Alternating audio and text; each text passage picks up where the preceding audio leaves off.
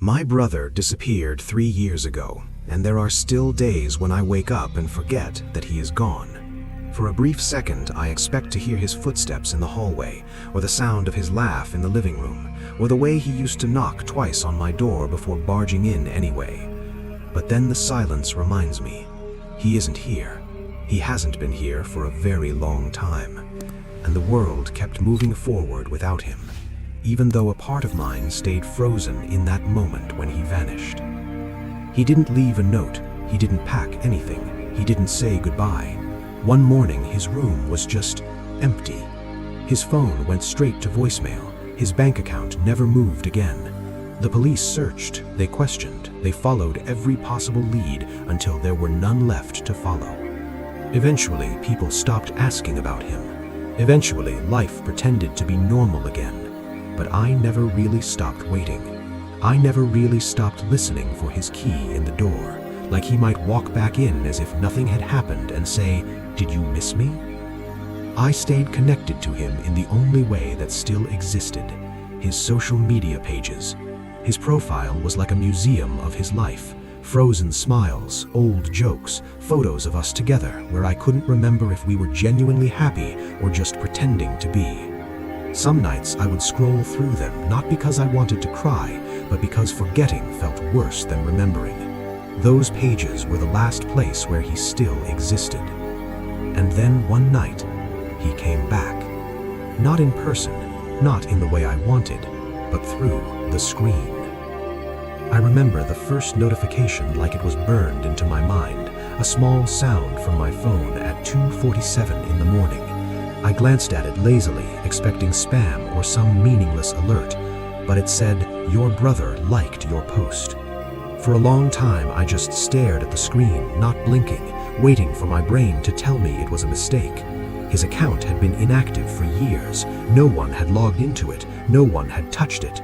And yet there it was, his name, his picture, his digital ghost reaching out from nowhere to tap on something I posted. I told myself it had to be a glitch. Accounts get hacked, systems mess up, weird things happen online all the time. But then, the next night, another notification came, and another, and another. Slowly at first, like he was warming up, then more frequent. He began liking older posts of mine, posts from months ago, posts before he disappeared, posts of the two of us together, as if he was walking backward through time, retracing the last steps of his life. Then the posting began. They were photos first, dark streets, bus stops at night, the lake where we used to go fishing. At first I thought they were old pictures recycled from his gallery, but the more I looked, the more I realized something impossible. These weren't old at all. Buildings were different now. The trees had grown. A new shop sign appeared in the background that only opened last year. These were new pictures, taken recently, from places he hadn't been since before he vanished. I tried to report the account. The platform reviewed it and told me everything was fine. They said the owner had verified identity and activity, as if my missing brother had simply logged in and gone on with his life, as if a long nap was nothing more than disappearing for 3 years. Then the messages started. Small ones at first, cold, empty, without emotion. "Hi, are you there? Where are you?" I didn't reply. I couldn't. Every part of me wanted to believe, but every part of me also knew something was deeply wrong. Eventually, though, curiosity or grief or desperation broke through, and I finally replied. I typed, "Where are you?" and before I could even lower my hand from the phone, he answered, "Home." That word wrapped itself around my chest and squeezed, because home meant here, with me, in this house, in these walls, and maybe that would have comforted someone else, but to me it felt like a threat gently disguised as love. That same night, I heard footsteps in the hallway. Slow, calm, familiar, like the rhythm of a memory walking. They stopped right outside my bedroom door, and for a long time nothing happened. No knock, no movement, just presence, a silent awareness pressing against the door like a breath. I stared at the tiny sliver of darkness under the doorframe and watched as a shadow blocked out the light. My phone buzzed in my hand. I missed you. I didn't open the door. I didn't breathe loudly. I didn't dare move. Eventually, the shadow faded and the house returned to its empty stillness. But from that moment on, nothing ever felt empty again. The posts became personal.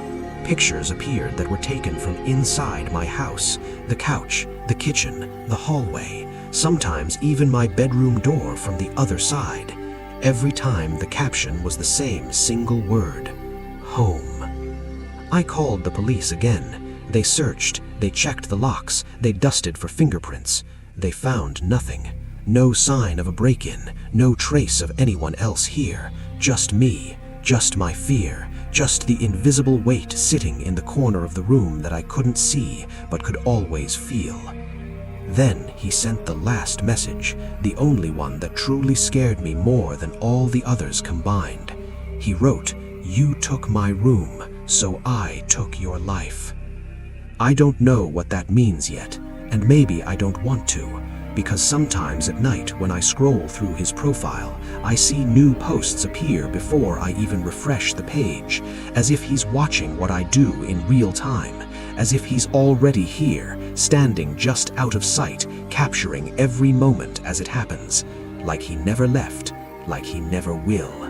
And the last photo he uploaded, the one that chilled me more than anything else in the world, was of me sitting in my bedroom, looking at my phone. The angle was from behind my shoulder, and the caption, as always, was a single word: home. And sometimes when I hear the house settle at night, or the floor creak without reason, or the faint echo of footsteps moving gently through the dark, I tell myself that it's only my imagination, that ghosts don't use social media, that the past can't reach into the present. But then my phone lights up again. Another notification, another reminder that my missing brother is still out there, posting, watching, coming home.